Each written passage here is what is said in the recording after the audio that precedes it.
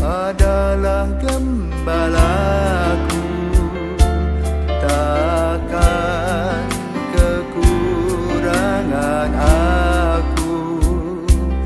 Ia membaringkan aku di padang berumput hijau. Saudara-saudara yang terkasih di dalam Kristus, selamat pagi. Salam jumpa lagi dalam Sabda Siap Saji, Selasa 21 Mei 2024, hari biasa pekan ke-7. Marilah kita berdoa dalam nama Bapa dan Putra dan Roh Kudus. Amin. Allah Bapa yang Maha Kuasa, kasih karunia-Mu memberikan kekuatan dalam hidup kami. Utuslah Roh Kudus-Mu mendampingi kami, sehingga kami terbebas dari hawa nafsu duniawi dan menjadi pribadi yang rendah hati. Dengan pengantaran Yesus Kristus Putra-Mu Tuhan kami, yang bersama dengan Dikau dalam persatuan Roh Kudus, hidup dan berkuasa Allah sepanjang segala masa. Amin. Amin. Tuhan bersamamu Dan bersama rohmu. Injil Yesus Kristus menurut Markus. Dimuliakanlah Tuhan. Pada suatu hari Yesus dan para murid melintasi Galilea.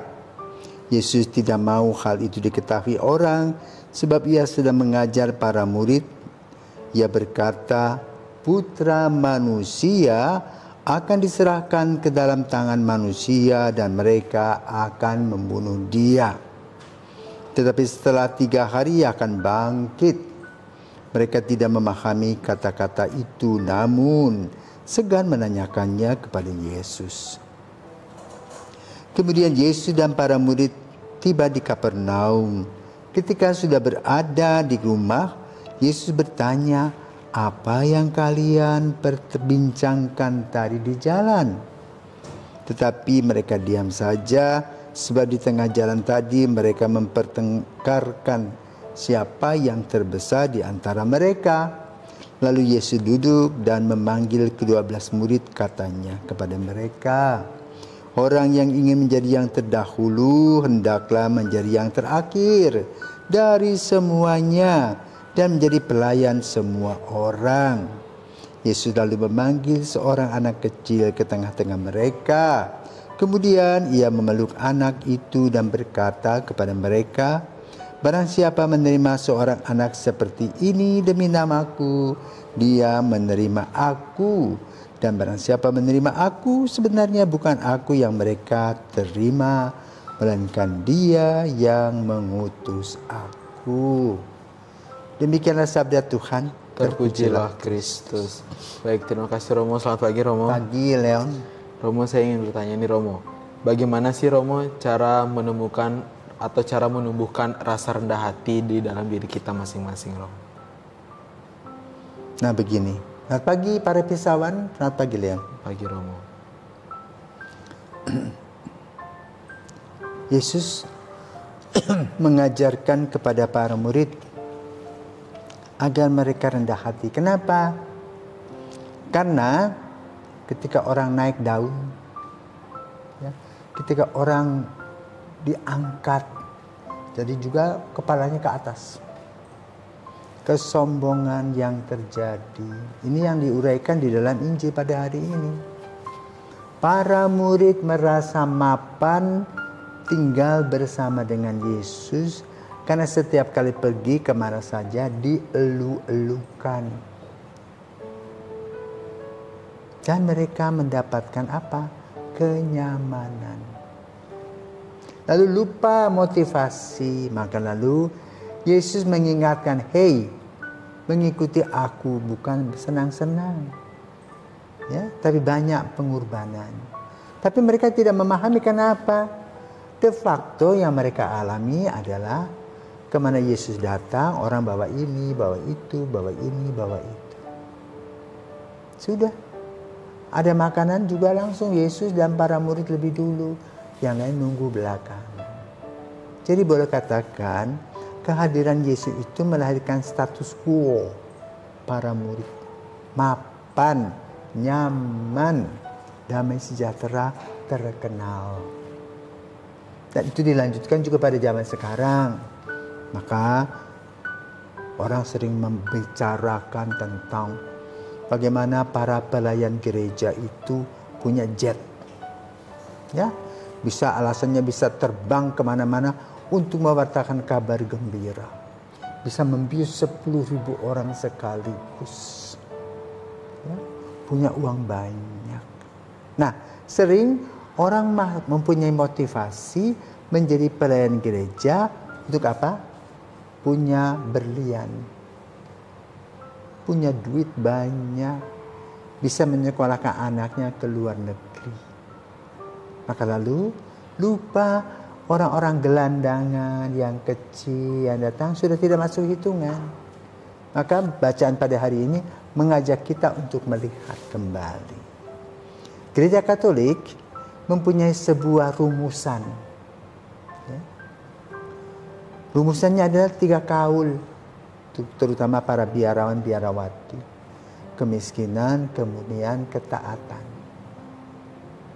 Yang lain kemudian dan ketaatan, lalu kekayaan boleh.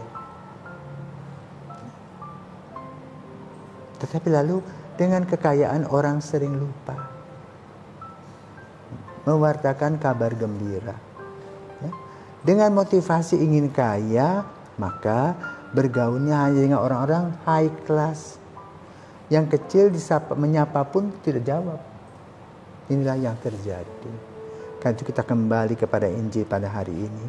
Melihat rumusan gereja Katolik, kalau kamu ingin menjadi terkenal, hendaklah kamu menjadi pelayan. Karena itu Paulus disebut pelayan dari para pelayan, servus servorum. Tidak punya apa-apa, hanya punya sepiring nasi. Lihatlah Paulus, dia punya sepiring nasi saja. Pergi kemana-mana tergantung pada orang, bagaimana orang memberi dia sepiring nasi, bukan sepiring berlian. Kalau diberi sepiring berlian, dijual sama dia. Diberi untuk siapa? Nah, yang dibuat oleh gereja Katolik itu supaya Bapak Ibu tahu, di sana ada namanya kelompok Caritas yang setiap hari memberi makan para migran dari mana-mana di kota Roma itu, pindah-pindah tempatnya. Lalu dari mana uangnya? Dari para donatur dan juga dari jualan itu berkat apostolik Paus itu. Itu satunya kan 150.000, 1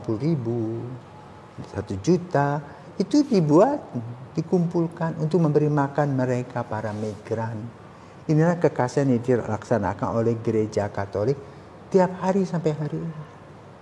Nah, jadi ciri khasnya adalah kita menjadi pelayan Yesus. Karena itu kalau pergi bermisi, dikirim 2-2, tidak punya apa-apa, tidak punya istri, tidak punya anak, sendiri dengan segala air mata dan kesulitan, tetapi pewartaannya adalah menjadi hamba Allah yang betul-betul mewartakan kabar gembira sebagaimana apa yang disampaikan oleh Yesus. Dan yang disampaikan oleh Yesus diketahui, ya, bahwa apa dikatakan, Putra Manusia akan diserahkan ke dalam tangan manusia dan mereka akan membunuh dia. Bisa kita mengalami hambatan demi hambatan, percobaan demi percobaan dalam pelaksanaan karya misi. Tetapi bagi mereka yang punya motivasi mengikuti Yesus tidak takut. Kenapa? Pada saatnya Tuhan akan memenuhinya. Maka mari saudaraku terkasih, kita belajar untuk rendah hati. Bukan untuk menyombongkan diri, karena kita dipilih oleh Yesus, dijadikan oleh Yesus. Bukan untuk membusungkan dada, tetapi untuk melayani. Para murid pada saat Yesus ditangkap kecelek. Tapi ketika Yesus bangkit, Yesus datang dan memberikan kepada mereka motivasi lagi untuk melayani sampai akhir hidup. Menjadi martir, ya, martiria. Menjadi saksi Kristus sampai akhir hayat. Maka bagi orang yang betul mau menjadi murid Kristus, mari kita harus polos seperti seorang anak, sebagaimana yang dikatakan oleh Yesus. Dengan polos, dengan tulus hati, kita melayani. Dan Tuhan selalu memberi tiap saat apa yang kita perlukan pada waktunya. Maka jangan takut menjadi misionaris. Tenang-tenang saja. Kerjakan apa yang mau kau kerjakan. Wartakan yang baik apa yang mau kau wartakan. Dan laksanakanlah tugas-tugas yang diberikan dalam ketaatan. Maka kita akan menjadi seorang hamba yang diberkati Tuhan dimanapun kita berada. Selamat pagi, Tuhan memberkati.